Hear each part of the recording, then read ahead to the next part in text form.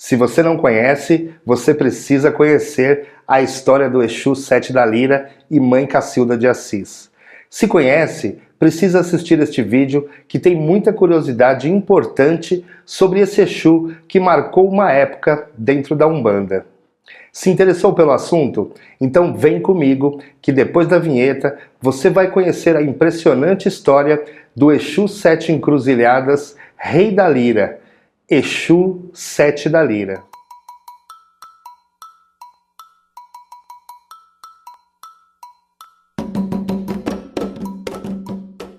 Olá, seja muito bem-vindo, meu saravá a você, meu irmão, minha irmã. Eu sou o pai Anderson Maciel, sacerdote do Colégio e Templo de Umbanda, Cavaleiros de Aruanda, e este é o canal Umbanda que eu amo, o seu canal do Axé.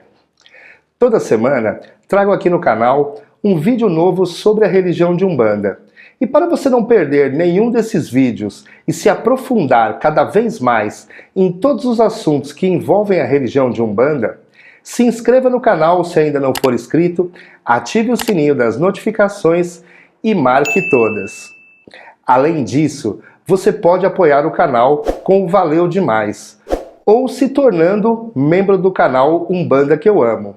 Maiores detalhes vou deixar na descrição deste vídeo. Agora chega de blá blá blá, chega mais perto e bora pro vídeo. Eu sempre quis trazer essa história para o canal porque falar da saudosa Mãe Cacilda e Exu Sete da Lira é não deixar morrer um grande marco da nossa amada Umbanda. Mãe Cacilda de Assis, juntamente com Exu Sete da Lira, marcaram uma época, fizeram muito sucesso e ficaram muito famosos na década de 70. Nascida em Valença, interior do estado do Rio de Janeiro, no dia 15 de março de 1917, Cacilda de Assis, desde muito pequena, já pedia para sua mãe um cachimbo. Ela queria um cachimbo. E a mãe dela sempre negava, dizendo que ela queria mesmo era apanhar. Mas não se sabe como ela acabou conseguindo um cachimbo e passou a fumar o cachimbo escondida nos matos próximo da fazenda onde eles moravam. Só que não parou por aí. Ela cresceu mais um pouco e passou a pedir cachaça, insistentemente. É claro que os pais não davam. Não tem nem lógica dar cachaça para uma criança. Até que um dia, a mãe dela, cansada de tanto ouvir ela pedir cachaça, acabou dando 1 litro de álcool a ela e disse: "Você quer cachaça? Então beba, beba tudo." Cacilda pega o álcool e começa a beber. Bebe tudo e no final ainda faz uma cara de satisfeita. O mais impressionante é que ela não passou mal. Não ficou embriagada e nem sequer deu sono na menina. No aniversário de 7 anos de Cacilda, já haviam se mudado para o Rio de Janeiro, e as anormalidades que aconteciam com Cacilda aumentavam cada vez mais. Ela passou a ficar num estado parecido com um coma. Só ficava na cama e não conseguia se levantar da cama de jeito algum. Os médicos não chegavam a nenhum diagnóstico e não tinham explicação para o caso dela. Clinicamente, ela estava normal. Foi aí que um tio de Cacilda, que conhecia uma benzedeira, sugeriu que fosse ver a Cacilda. Os pais de Cacilda eram muito católicos. Num primeiro momento, não queriam, mas acabaram aceitando a ideia. Quando a benzedeira viu Cacilda, fez várias rezas durante o benzimento, com alguns cantos também. Cacilda teve uma pequena melhora. Foi aí que a benzedeira disse para os pais de Cacilda que não tinha nada de mal com a menina, e sim uma entidade espiritual muito próxima a ela, e que o ideal neste caso seria levá-la a um centro espírita para um acompanhamento. Isso porque ela tinha uma grande mediunidade. Imaginem que isso aconteceu em 1924, quando Cacilda tinha apenas 7 anos de idade. A Umbanda nasceu em 1908, apenas 16 anos de existência. Ou seja, o que se sabia a respeito da Umbanda era muito pouco falado, e a Umbanda era muito criticada também. Então o caminho mais aceitável naquela época eram os centros espíritas, os kardecistas.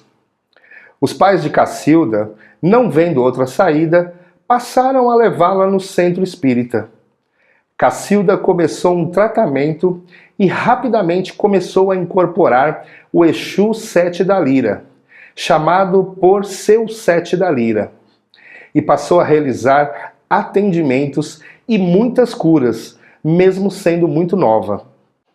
Um detalhe significativo é que o Exu Sete da Lira não era o único guia que Mãe Cacilda incorporava.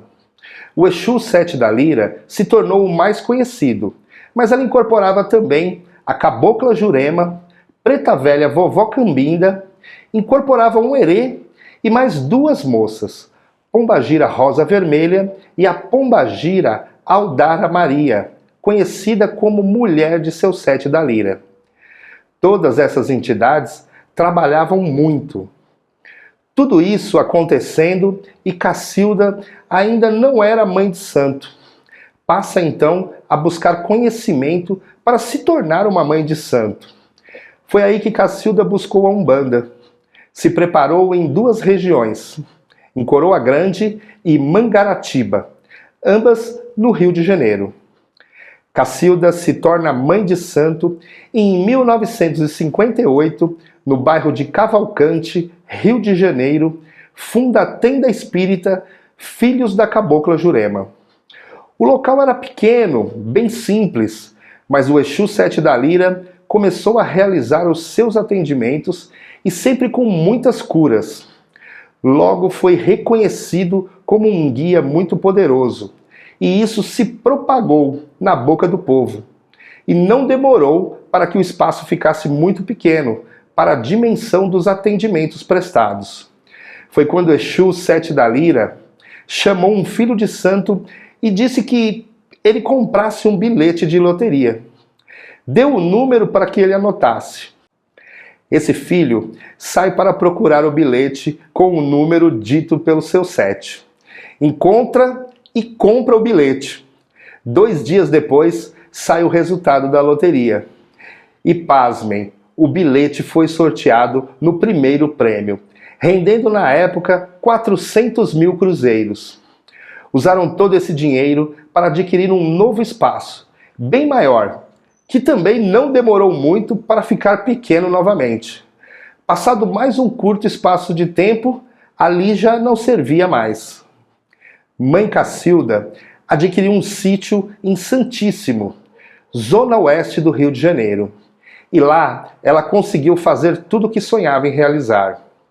Em 13 de junho de 1971, dia de Santo Antônio, foi realizada uma gira de inauguração do novo espaço, que reuniu 18 mil pessoas. O lugar era enorme, 2.000 metros quadrados de cimento armado que abrigavam mais de 2.000 doentes sentados em um dos seus 770 bancos de madeira. No centro havia a maior mesa de madeira construída toda em zigue-zague, com 112 metros de comprimento, onde nas bordas se revezavam sentados os doentes durante as famosas mesa de cura, ritual realizado pelo seu Sete da Lira. As giras que Mãe Cacilda realizava com o seu Sete da Lira, quando não ia ninguém, tinham 5.000 pessoas. Teve gira que chegou a alcançar o número de 20.000 pessoas. Essas giras aconteciam aos sábados, às 9 horas da noite, e não tinham hora para acabar. Todos os atendimentos eram realizados pela Mãe Cacilda, incorporada com seu Sete da Lira. Não existia uma corrente mediúnica com mais médiuns. Era apenas ela e o Exu. Mesmo as giras começando às 9 da noite, tinham pessoas que chegavam às 5 da manhã para conseguir um lugar próximo do seu Sete da Lira.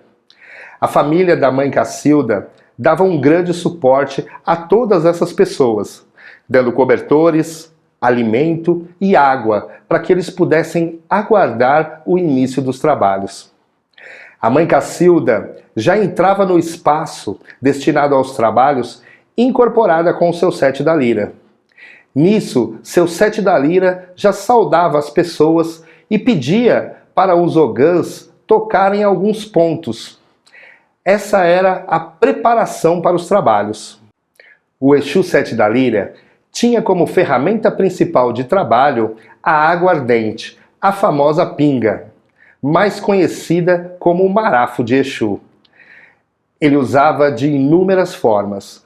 Uma coisa que ficou muito conhecida é que ele colocava a aguardente na boca e cuspia nas pessoas. E as pessoas recebiam isso como uma bênção de seu sete da lira.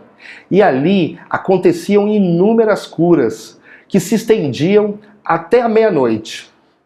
A conhecida hora grande dos Exus era chamada pelo seu sete da lira de Pino da Hora Grande.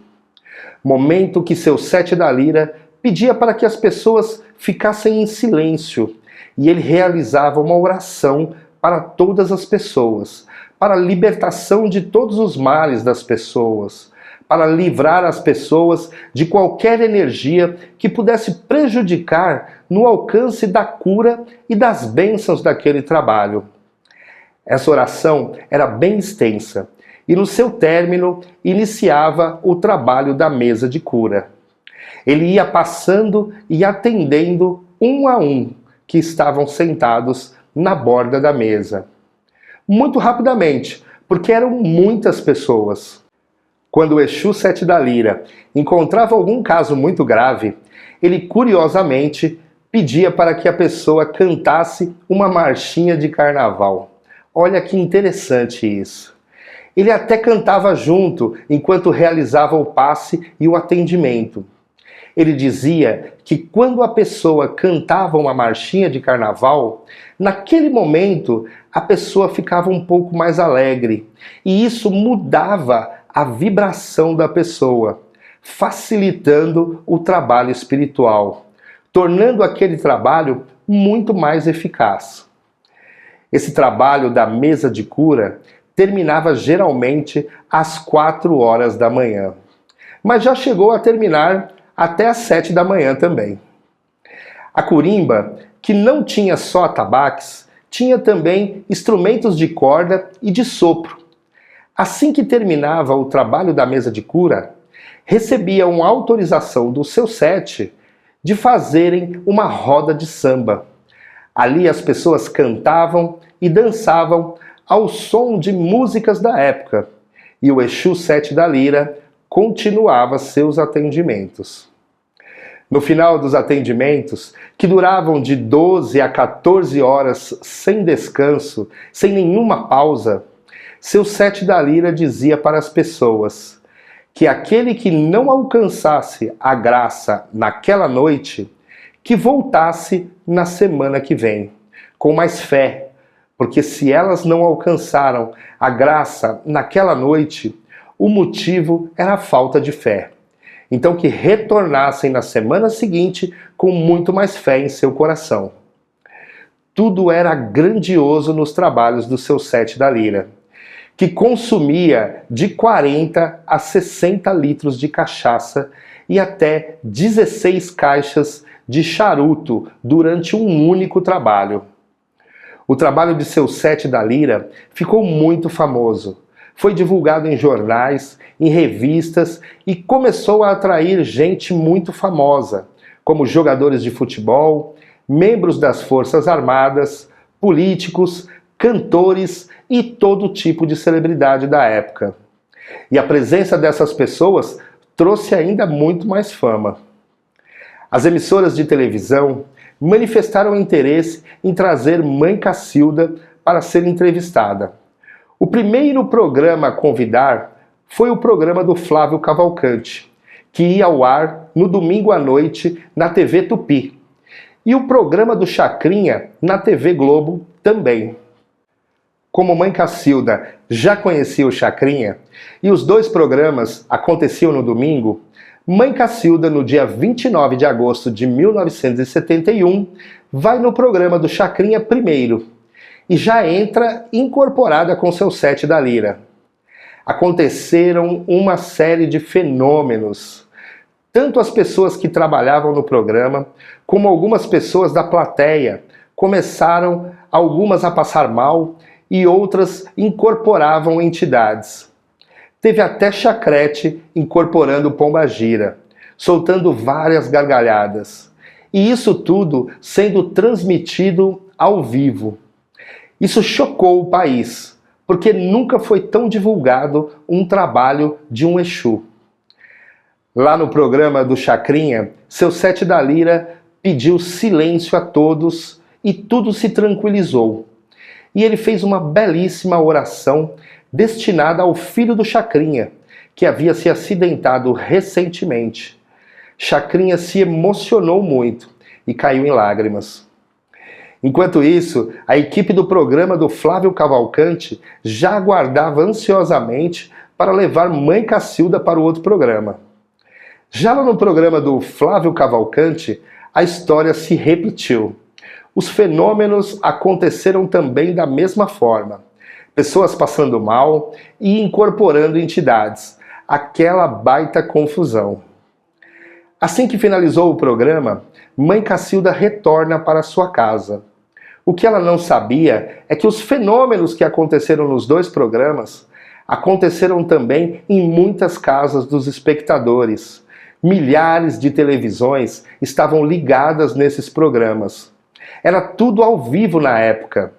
Conforme os fenômenos aconteciam, as pessoas começaram a ligar para os órgãos do governo e das telecomunicações, pedindo para tirar do ar a transmissão, porque as pessoas estavam entrando em transe. Inclusive, teve um fato bem curioso. É que o presidente da República do Brasil, Emílio Garrastazu Médici, estava assistindo. Ele era um governante linha dura. Foi quem implantou a ditadura no Brasil. Ele achou tudo aquilo horrível, mas não percebeu que a esposa dele havia incorporado uma pombagira. Pediu uma champanhe e uma rosa vermelha para os empregados dela. E na hora que o presidente pegou o telefone para ligar, a fim de dar um basta na transmissão, ela incorporada disse: "Não mexa com quem você não pode. Não mexa com quem você não aguenta." Ele então desistiu e não ligou para ninguém. Bem, isso é o que se conta. Ninguém sabe se realmente esse fato com a esposa do presidente é real. Depois disso, a censura se voltou contra as duas emissoras de televisão. Tiveram seus programas suspensos por um período.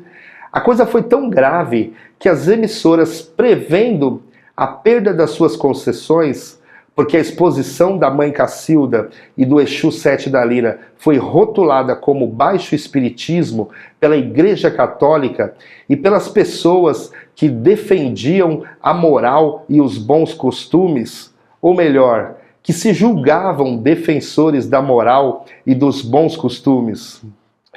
Foi aí então que se juntaram os diretores da Globo e da Tupi e redigiram um documento para moralizar os programas da televisão brasileira, numa tentativa de não sofrerem sanções do governo, que não deu muito certo, porque depois disso as televisões tinham que comunicar antecipadamente quando fossem entrevistar alguém, gravar seus programas e mandarem para serem avaliados pela censura, para só depois irem ao ar.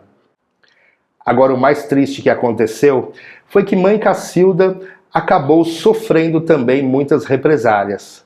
Teve sua vida toda investigada. Criaram diversas situações para dizer que ela estava sonegando impostos. As próprias emissoras de televisão passaram a usar as imagens para denegrir a imagem de Mãe Cacilda e do Exu Sete da Lira.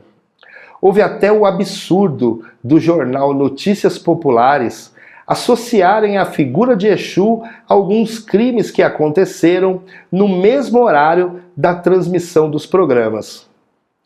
Mesmo assim, Mãe Cacilda ainda deu muitas entrevistas, mas sempre distorciam tudo o que ela dizia. E em 1980, Mãe Cacilda decide parar de se pronunciar para a imprensa. Mas os trabalhos espirituais de Mãe Cacilda, juntamente com Exu Sete da Lira, continuaram firmes e fortes. Passado alguns anos, final da década de 80, a imprensa já havia esquecido Mãe Cacilda e seu Sete da Lira também. E os trabalhos aconteceram em ritmo total até o final dos anos 90. Vale lembrar que na época que Mãe Cacilda esteve na televisão, muitas pessoas criticaram e muitas defenderam também. A Federação de Umbanda do Rio de Janeiro publicou uma nota dizendo que, infelizmente, algumas pessoas mistificavam e usavam o nome da Umbanda para isso, afirmando também que o Exu Sete da Lira não era um Exu considerado e reconhecido como sendo de Umbanda. No ano de 2000, Mãe Cacilda começa a diminuir os trabalhos e vai se retirando aos poucos, pois já estava com uma idade bem avançada. Em 2002, aconteceu a última aparição pública do Exu Sete da Lira, e o terreiro Filhos da Cabocla Jurema fechou suas portas. Até o ano de 2009, seu Sete da Lira ainda incorporava e se apresentava para os familiares de Mãe Cacilda. No dia 21 de abril de 2009, Mãe Cacilda de Assis, aos 92 anos de idade, filha de Iansã e de Xangô, vem a óbito de causas naturais. Calma que ainda não acabou. Em 2015, 6 anos após o desencarne de Mãe Cacilda, a Federação Espírita do Rio de Janeiro publicou uma nova nota reconhecendo o erro da nota de 1971, pedindo perdão à família e à memória da Mãe Cacilda de Assis, reconhecendo Mãe Cacilda como mãe de santo de Umbanda e o Exu Sete da Lira como um Exu de Umbanda. E ainda fizeram um filme em homenagem à Mãe Cacilda e o Exu Sete da Lira, mostrando os seus trabalhos. Dizem que a tronqueira do Exu Sete da Lira está de pé até os dias de hoje. Nos fundos do terreiro virou um conjunto habitacional chamado Sete da Lira, que é administrado pela família da Mãe Cacilda. Uma curiosidade a mais é que na época, devido às condições precárias das estradas para chegar até o terreiro, os ônibus traziam as pessoas até um posto de combustível, e dali as pessoas iam de Kombi até o terreiro. Esse posto existe até hoje e se chama Posto Sete da Lira. A sua bênção, Mãe Cacilda de Assis. Meu muito obrigado por popularizar a imagem de Exu e da nossa amada Umbanda com todas as dificuldades. Ao Senhor Exu Sete Encruzilhadas, Rei da Lira, meu infinito agradecimento e minha reverência. Laroie Exu Sete da Lira, Exu Sete da Lira, é Mojubá. Agora escreva um comentário me dizendo se já conhecia essa história. Um pouco triste em alguns momentos, mas muito linda na sua grandeza. E se você gostou deste vídeo e quer se aprofundar cada vez mais nos assuntos que envolvem a religião de Umbanda, me prove. Curta, comente e compartilhe nas suas redes sociais. Me ajude a levar o conhecimento da Umbanda para um número cada vez maior de pessoas. Em breve, mais um vídeo do canal Umbanda que eu amo. Conto com a sua presença. Que Oxalá te abençoe e Exu te guarde. Axé!